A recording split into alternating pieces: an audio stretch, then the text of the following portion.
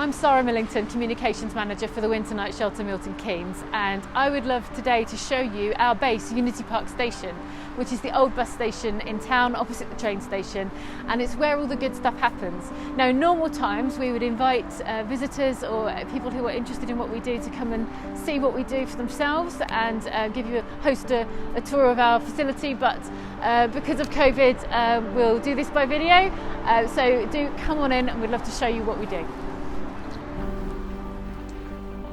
This is the top lobby where we've got our COVID secure reception with our volunteers would be checking in the guests who come to see our welfare team, and our welfare team host appointments in this area and another small office that we've got to help people find longer term accommodation options, access lost ID documents, open bank accounts, access the benefits that they might be entitled to, navigate the system, and counselling and support services to help them with all the things they need in order to move on and rebuild their lives. So as part of this facility we have got a washing machine and dryer in here for people to wash their clothes as needed. We've also got 2 showers. We have a conference room just over here which we can use for meetings, and we also make this space available for other charities.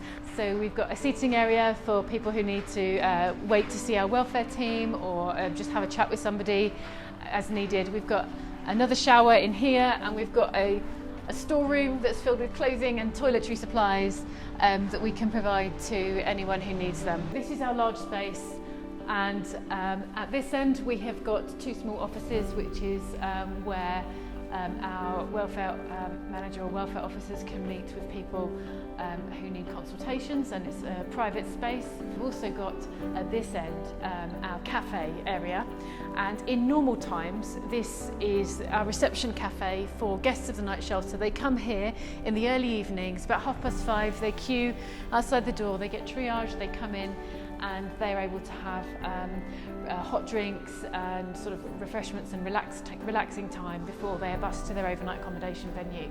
We really believe in partnership, and we want to use this amazing building to its fullest. So we realised a couple of years ago that we were only really utilising it in the early evenings of the winter night shelter months, which was a waste. We did some refurbishment work, and then to make it suitable as a multi-user facility, and then we offered this space free of charge to other charities to operate from. They will include things like mental health support groups like Mindspace and The Mix.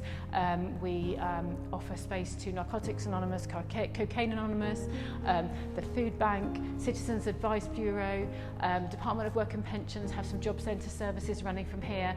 We've got domestic violence support groups, all kinds of different services that help people who are not only just homeless, but also people who are just vulnerable. What we long to do is, as soon as we're able to, reopen the main space as a community day centre again, where we can have all the different support services running and we can have our community club open again. Whilst we're under these tight restrictions due to COVID, Unity Park Station remains open for people when lots of other services have closed or gone online. The people we help often need a human being face to face to still meet with them, give them a cup of tea, ask about their problems and find a way forward and a personal support plan to help them find longer term accommodation and rebuild their lives. And so we've prioritised the most essential services we provide, being food provision, along with also toiletries and clothing to meet people's most basic needs.